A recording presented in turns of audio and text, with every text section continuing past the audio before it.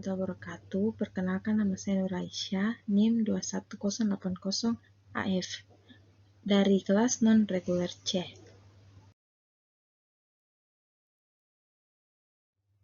Yang selaku mahasiswi dari Kampus Akademi Farmasi Masih Makassar, nama dosen Maulana Zulkarnain Imansyah, S.Pharm M Biomed, dengan mata kuliah Anatomi Fisiologi Manusia dengan materi Sistem Reproduksi Pria.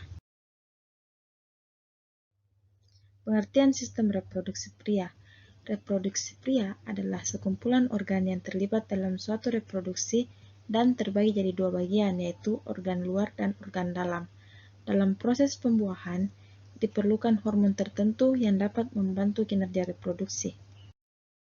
Ini adalah gambar alat reproduksi pria bagian luar. Penjelasan alat reproduksi pria bagian luar. Yang pertama ada penis. Penis adalah alat kelamin luar yang berfungsi sebagai alat persetubuhan atau alat senggama dan juga sebagai saluran untuk pembuangan sperma dan air seni. Yang kedua, skrotum. Skrotum adalah kantong yang di dalamnya terdapat testis dan tersusun oleh kulit dan jaringan subkutan yang tidak mengandung lemak. Termoregulator untuk testis agar temperatur optimal sehingga proses spermatogenesis berjalan lancar.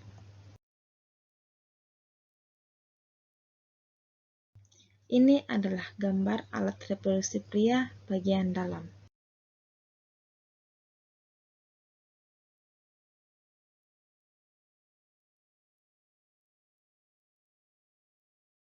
Penjelasan alat reproduksi pria bagian dalam. Yang pertama, testis. Testis atau buah zakar merupakan organ dan fungsi ganda selain sebagai penghasil spermatozoa, juga merupakan organ hormon endokrin. Letaknya berada di rongga-rongga tubuh yang dilindungi oleh skrotum. Di dalam testis terdapat pembuluh-pembuluh halus yang disebut tubulus seminiferus.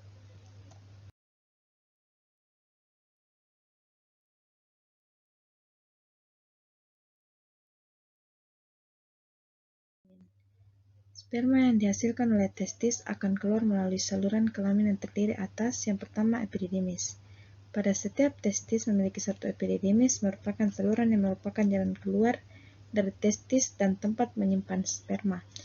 Proses penyaluran spermatozoa yang pertama, epididymis, ke vas deferens dari skrotum naik ke atas, lalu kanalis inguinalis, setelah itu uretra penis. Yang kedua, vas deferens, merupakan saluran lanjutan dari epididymis. Vas deferens berfungsi untuk mengangkut sperma dari epididymis menuju kantung sperma. Yang ketiga, saluran ejakulasi, merupakan saluran pendek yang menghubungkan antara kantung semen dengan uretra. Saluran tersebut mampu menyemprotkan sperma hingga masuk ke uretra dan selanjutnya diejakulasikan keluar melalui penis. Yang keempat, uretra, merupakan saluran yang terdapat di dalam penis dan memiliki fungsi untuk mengeluarkan sperma dan urin. Yang ketiga, kelenjar kelamin. Saluran-saluran kelamin dilengkapi oleh 3 macam kelenjar kelamin yang fungsinya menghasilkan saluran-saluran sekret. Kelenjar yang melengkapi saluran kelamin itu terdiri atas vesikulasi seminalis, kelenjar prostat, dan kelenjar bulboretral yang lebih dikenal dengan kelenjar Cowperry. Yang pertama, vesikulasi seminalis merupakan kantong semen yang dindingnya menghasilkan cairan lendir yang mengandung beberapa zat, diantaranya fruktosa, asam askorbat, dan asam amino sebagai makanan dan pelindung sperma sebelum membuai ovum. Yang kedua, kelenjar prostat menghasilkan cairan biasa yang berwarna putih susu. Zat itu berfungsi untuk menetralkan sifat asam pada saluran vas deferens dan cairan pada vagina sehingga sperma dapat bergerak dengan aktif.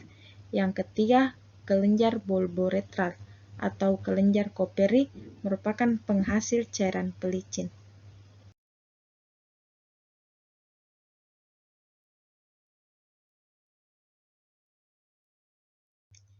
Spermatogenesis. Spermatogenesis merupakan proses pembentukan sel sperma di dalam testis yang secara istilah berasal dari 2 kata, yaitu spermato yang artinya benih dan genesis yang artinya pembelahan. Spermatogenesis terbagi menjadi 3 tahap, yaitu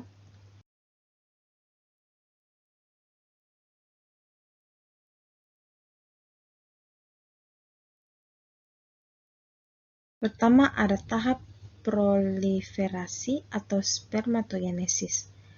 Spermatogonium A disebut spermatogonium induk, membelah 2 kali secara mitosis membentuk 4 spermatogonia A. Satu sel berfungsi untuk spermatogenesis selanjutnya, 3 sel lain membelah membentuk 6 spermatogonia intermediate dan membelah lagi menjadi 12 spermatogonia B. Masing-masing spermatogonia B membelah membentuk spermatosit primer atau spermatosit 1.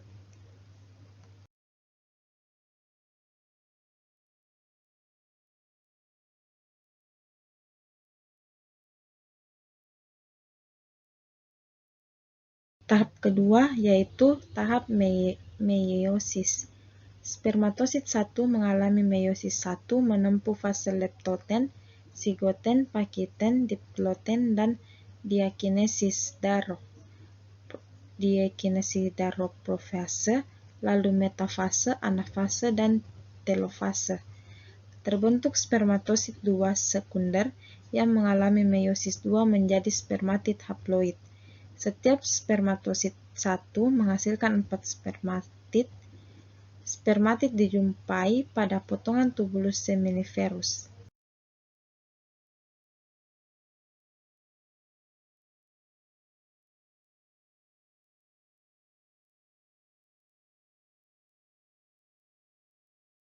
Tahap ketiga yaitu tahap spermiogenesis. Terjadi perkembangan spermatid menjadi spermatozoa. Rangkaian perubahan ini terbagi menjadi 4 fase, yaitu fase Golgi, tudung atau cup, akrosom, dan pematangan. Saat diejakulasikan, spermatozoa bercampur dengan plasma semen. Campuran spermatozoa dengan plasma semen disebut dengan semen.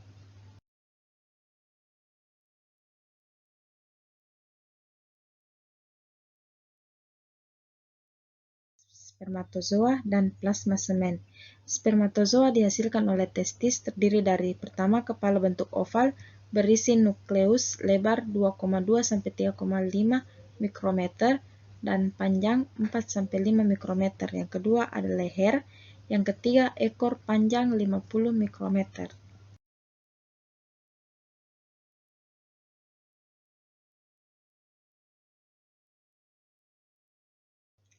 Plasma semen. Tahapan pengeluaran sekret kelenjar genital. Fraksi preejakulasi, yang pertama hasil sekresi kelenjar Cooper dan Litre, yang kedua volume 0,2 mili, melicinkan uretra dan vagina waktu coitus.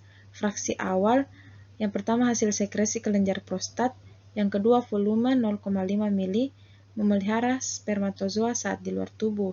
Fraksi utama terdiri dari lendir berasal vesicula seminalis dan spermatozoa berasal dari epididymis. Volumenya 2 mili. Fraksi akhir, lendir dan spermatozoa non-motil, volume 0,5 mili.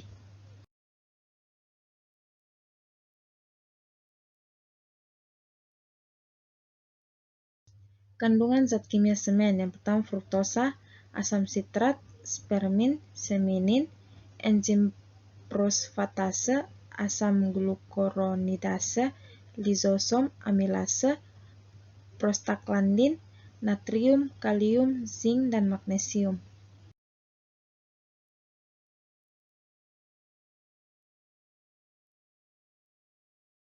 Volume 2–5 mili. Yang kedua warna putih keruh atau putih kelabu seperti lem kanji. Yang ketiga pH 7,2–7,8. Bau khas seperti bau bunga akasia. Viskositas 3–5 cm. Koagulasi segera menggumpal setelah ejakulasi. Likuefaksi 15–20 menit setelah ejakulasi.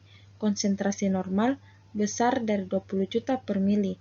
Motilitas yaitu spermatozoa yang bergerak lebih besar 60% dari total yang hidup, 25% gerak maju cepat dan lurus, dan 25% gerak lurus tapi lambat.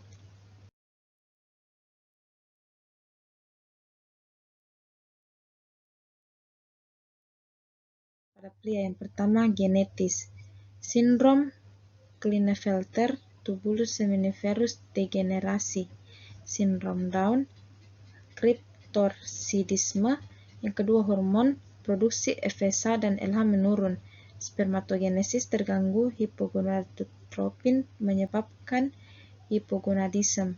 Yang ketiga, anatomi. Ada 4, yaitu pertama, kriptorsidisme. Yang kedua, testis menggantung tanggung dalam kanalis inguinalis. Yang ketiga, varikokel pembuluh darah testis. Dan yang terakhir, testis kecil. Yang keempat, ada saraf. Impotensi penyebabnya psikis dan kelainan saraf menuju genitalia luar.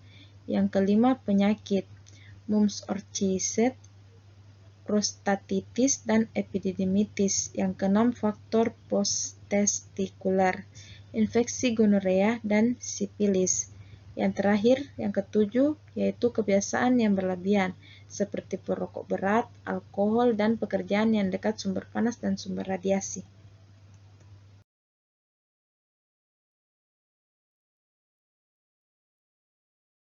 Sekian dari saya. Terima kasih. Assalamualaikum warahmatullahi wabarakatuh.